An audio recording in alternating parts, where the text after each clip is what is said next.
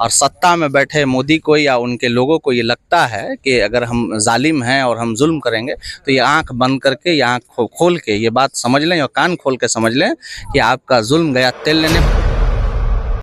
ये लड़ाई ना मुसलमान की है, ना मुसलमानों पे हमला है, ये मुल्क के आइन पे हमला है, उसकी रूह पर हमला है, संविधान पे हमला है। तो संविधान के मानने और चाहने वाले लोग सड़क पर नजर आएंगे।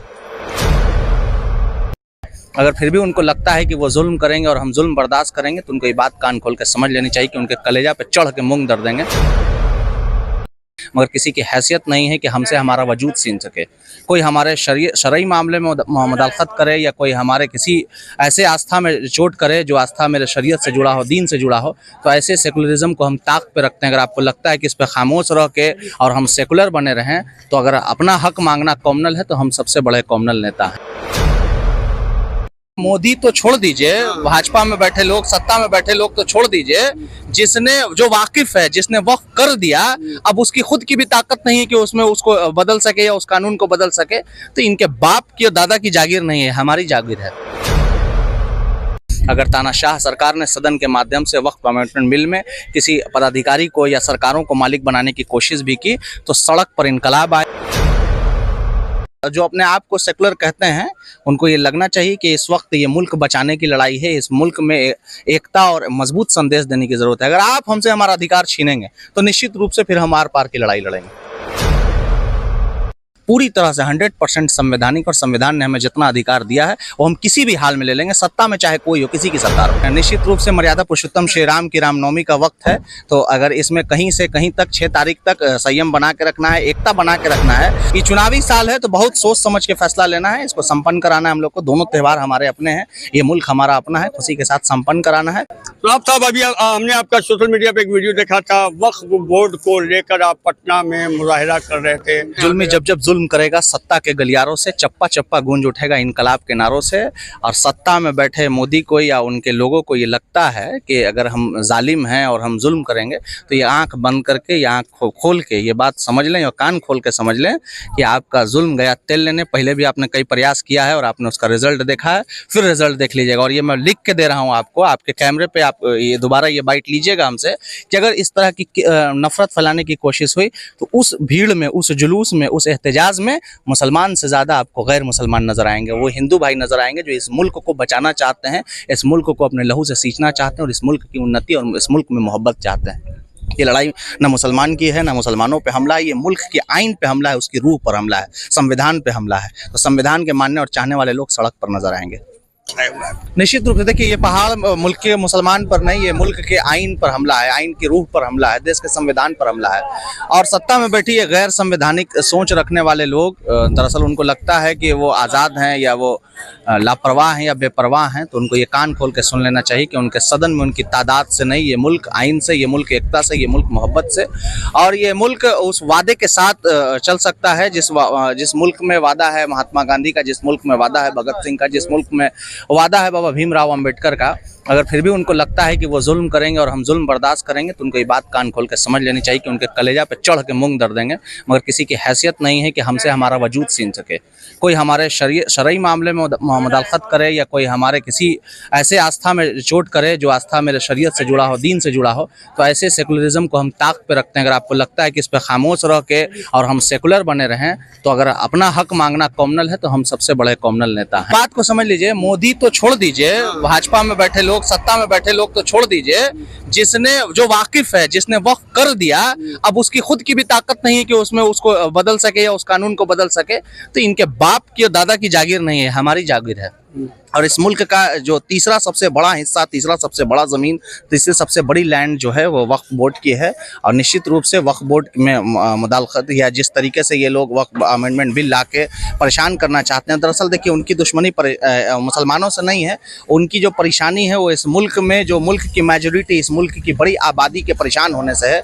और वो परेशानी का सबब ये है कि जिस वक्त रेवेन्यू का मामला बिगड़ रहा है, जिस वक्त हालात बिगड़ रहे हैं इस मुल्क के, जब लोग सड़कों पर सवाल पूछ रहे हैं तो उनको कहीं औरंगजेब ढूंढना है, कहीं जिन्ना ढूंढना है, कहीं इस तरह के मामला ढूंढने हैं। और इस मामलात में उनको ये बताना है कि किसी भी तरीके से हम मुसलमान को तंग कर रहे हैं, परेशान कर रहे हैं, मुसलमान सड़क पे आएगा और वो मोबिलाइज करना शुरू करेंगे। वो जिस तरीके से पोलराइजेशन का खेल खेलते हैं, तो ये देश समझ चुका है, ये लोग समझ चुके हैं। और ये देश की कसीर आबादी, बड़ी आबादी वक्फ के खिलाफ है, सदन में भी उनकी गिनती वो देख लेंगे, गिन लेंगे, और सड़क पर भी वही हाल है। और हम सो कॉल्ड सेकुलर या खुद को सेकुलरिज्म का लंबरदार कहने वाले बिहार के माननीय मुख्यमंत्री, यशस्वी मुख्यमंत्री श्री नीतीश कुमार से अनुरोध करते हैं, समझ रहे हैं कि आपकी मानसिक स्थिति अभी ठीक नहीं चल रही है, लेकिन हम आपसे अनुरोध करते हैं कि तत्काल प्रभाव से अपना स्टैंड क्लियर कीजिए। अभी जीतन राम मांझी का भी दिमाग ठीक नहीं है, कुछ उल्टा पुल्टा बात बोल रहे, कठमुल्ला ये मुल्ला ये मुल्ला ये मुल्ला बोल रहे हैं, उनको क्या कहिएगा?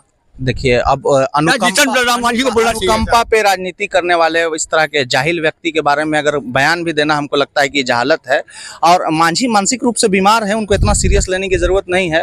और इस देश में ट्रेंड हो गया है कि कहीं कुछ नहीं हो रहा, विकास नहीं हो रहा है तो कठमुल्ला कह दो, विकास नहीं हो रहा है तो मुसलमान ढूंढो, विकास नहीं हो रहा है तो पाकिस्तान ढूंढो, विकास नहीं हो रहा है तो कोई ऐसी चीजें ढूंढी जाए जिससे एक देश की बड़ी आबादी को खुशी मिलती हो। तो वह आबादी की तादाद लगातार घट रही है, लोग शिक्षा की तरफ बढ़ रहे हैं, लोग डेवलपमेंट की तरफ बढ़ रहे हैं, लोग को एजुकेशन से प्यार हो रहा है। तो ऐसे तमाम तर लोगों का मुंह तोड़ जवाब है। और हम तो शुरू से कह रहे हैं कि इस मुल्क की रूह, मुल्क के तमाम तर हर एक जाति, हर एक धर्म, यहाँ के हिंदू, यहाँ के मुसलमान, यहाँ के सिख, बौद्ध, ईसाई, जैन, तमाम तर धर्मों के, तमाम तर मसलक के, तमाम तर जातियों के मानने वाले लोग इस मुल्क में फूल की तरह हैं। और ये मुल्क गुलदस्ता है, और अगर इस गुलदस्ता पे किसी तरह का हमला हुआ, किसी एक फूल पर भी हमला हुआ, तो बाकी सारे फूल सड़ जाएंगे निश्चित रूप से। बागीचा से एक फूल निकालने की अगर कोशिश हुई तो इस मुल्क की रूह में सेकुलरिज्म है, इस मुल्क की रूह में एकता है, और इस मुल्क की फिजाओं में पल पल हम लोग मोहब्बत घोल रहे हैं, मोहब्बत घोलते रहेंगे। वक्त पे चिंता करने की जरूरत नहीं है। अगर तानाशाह सरकार ने सदन के माध्यम से वक्त अमेंडमेंट बिल में किसी पदाधिकारी को या सरकारों को मालिक बनाने की कोशिश भी की, तो सड़क पर इनकलाब आएगा। और निश्चित रूप से हम भगत सिंह के मानने वाले लोग, हम बाबा भीमराव अम्बेडकर के मानने वाले लोग, हम लोगों ने इस मुल्क के लिए हमेशा से कुर्बानी दी है। इस मुल्क की फिजाओं में हमारा खून है, और ज़रूरत पड़ने पर फिर हम किसी की जान लेने का अख्तियार नहीं, मगर अपनी जान देने का अख्तियार है। हम सड़क से लेकर सदन तक उनका जीना हराम कर देंगे, और इसमें कंप्लीट स्टैंड क्लियर है। तमाम तरह आपको इस वीडियो के जाने के बाद से आप मेरे बारे में क्या राय बनाएंगे, आप मेरे बारे में क्या सोचेंगे, इस बात से रत्ती बराबर फर्क नहीं पड़ता है।